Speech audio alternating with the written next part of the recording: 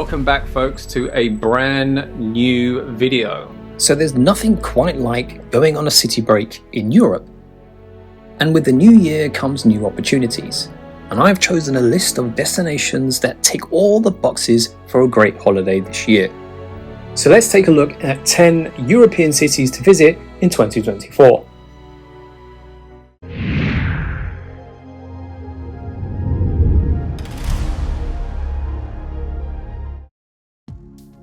Now we start with Istanbul, literally where East meets West. A beautiful city is the perfect place to get your feet wet, especially if you're keen to explore the Middle East or Africa. It's a very atmospheric city, all the magic of the Middle East and North Africa with a slight more European feel. There are plenty highlights such as visiting the Blue Mosque in the late afternoon, or gaining access to one of Istanbul's many bars and restaurants with a terrace and a view, as well as settling in for sunset for any one of the 3 top attractions that you'll see here on the map. But if you want a little peace from your busy city break, I highly recommend that you visit Prince's Island. It's an archipelago in the Sea of Marmara, and it's a small haven of peace from Istanbul and a perfect place to relax and enjoy some nature. You'll get to see natural beauty and classic wooden mansions with the most splendid Victorian architecture. So if you didn't know, Istanbul is one of the most visited cities in Europe, which definitely means there's a reason.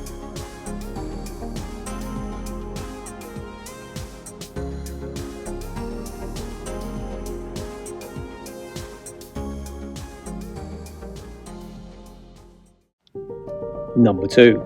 Tallinn.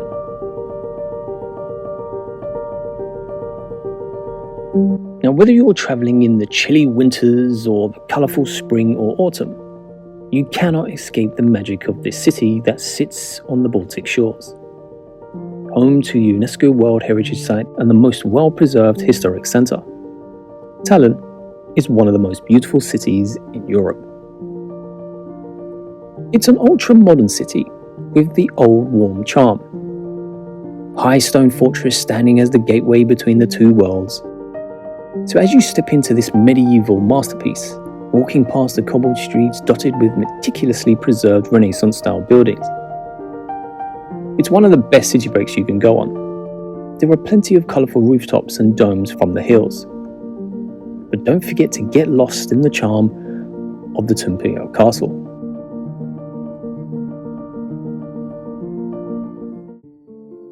Number 3.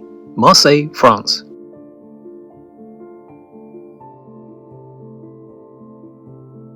A trip to the beautiful Mediterranean coast in the port city of Marseille. Dating back to 600 BC, it's officially the oldest city in France. In fact, its colourful past has helped make it what it is today. And you will even discover hints of the city's life as an ancient Greek port. But this is a very, very interesting city break.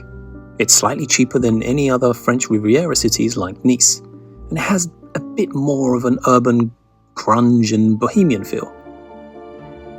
As I mentioned, the beautiful port and various beaches also make it a great alternative to Paris. So don't forget to visit La Penière, as well as the palace with its garden and the old port.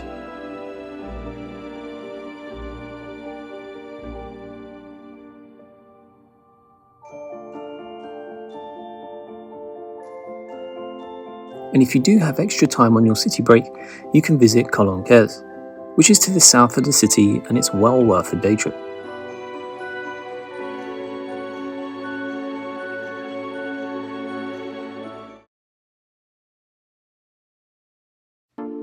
Number 4. Porto. Now, Porto is a coastal city in northwest Portugal, and it's known for its stately bridges and its port wine production. So this is currently the 2nd largest in Portugal, and this is a destination I recommend you should try over Lisbon this year. You will still find vivid buildings nudged up beside the Baroque mansions and crumbling medieval churches, but beneath the town, in places lie these tiny cellars that store the city's world-famous export, port wine. So if you're into your wines, this might be one of those city breaks you will really enjoy. So it comes as no surprise to learn that UNESCO has anointed this with World Heritage status. So I think this is a fantastic destination if you just want a city break to relax and sample all the local delicacies.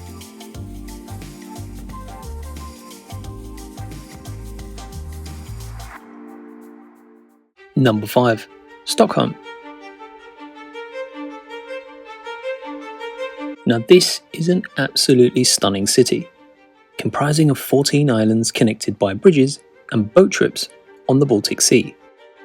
So Stockholm is the iconic symbol of the magical cities in Scandinavia. So if you want to see a much longer video of that, let me know. And it's distinguished by its typical features of the region.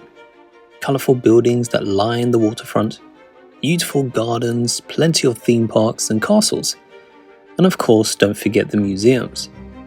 You know, the city is quite easy to get around by walking or public transport, and the various districts each have their own unique vibe. So I think you should definitely skip Venice this year and head to Stockholm. It's much better in the summer. Number 6. Bruges. Often considered as one of the most beautiful cities in Europe, beating the likes of Paris or Rome. And I have to agree in terms of tourism numbers and price. But exploring the city is like being part of Europe during the 17th and 18th centuries. Medieval stone and wooden buildings line the alleyways.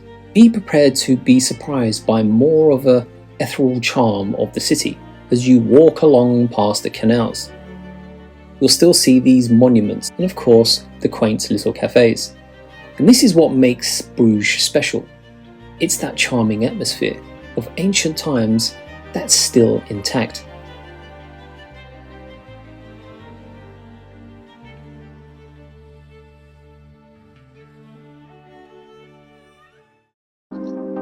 Number 7. Athens. Now this city is absolutely jam-packed with attractions, and two of my favourites are the Acropolis and the Temple of Hephaestus. The Acropolis is a hilltop citadel topped with ancient buildings like the Parthenon, the greatest symbol of the glory of ancient Greece. The Acropolis rises spectacularly in the centre of Athens.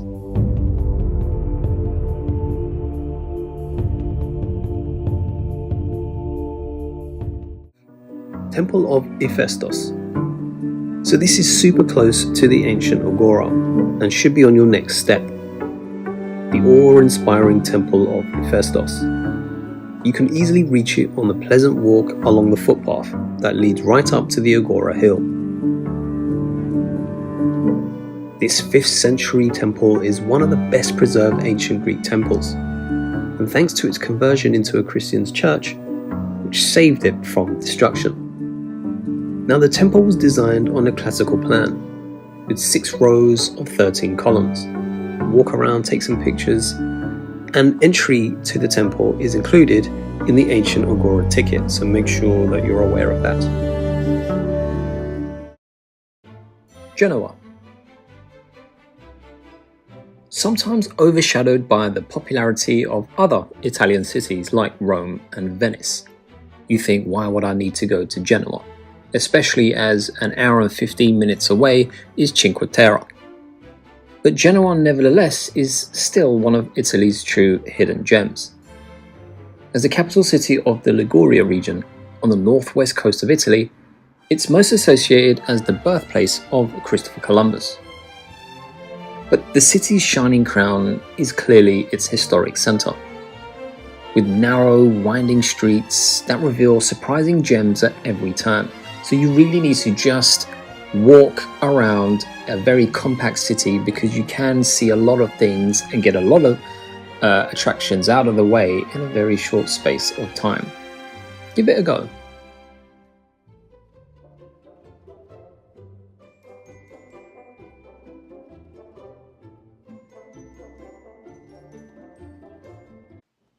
Number 9. Mostar.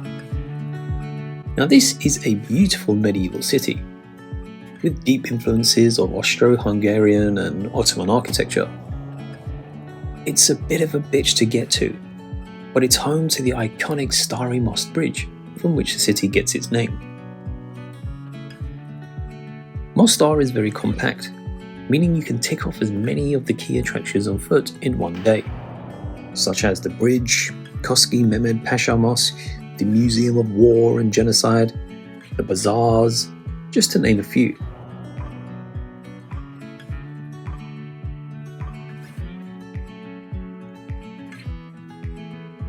So Mostar doesn't need to be rushed. City built on a laid-back Mediterranean lifestyle, where people work to live.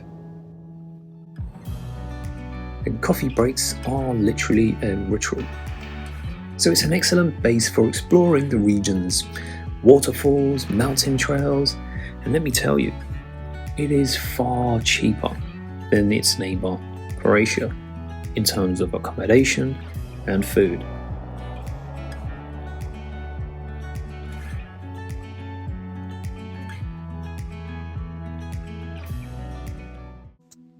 Number 10. Seville.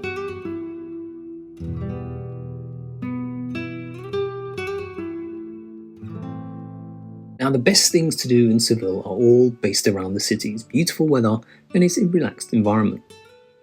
Combination of Muslim and European architectural styles known as Mudéjar is very unique to southern Spain, and it is a very interesting part of exploring Seville. You can walk around Plaza de España, a beautiful landmark built in the 20th century, and it reflects the styles of the city. There's also the UNESCO-listed Palace Alcázar, which dates back to the 7th century, an iconic landmark which is a mix of Mudéjar, Gothic and Renaissance styles, and it does make it one of the most beautiful castles in Spain. And as you do walk around, you will find that fusion of Christian, Romanesque, Gothic and Islamic art, all created in the 12th and 16th centuries by the Muslims who remained in Christian territory. So for me, if you want to find a city that's dense in history, Seville is one of the best cities in Europe to do that.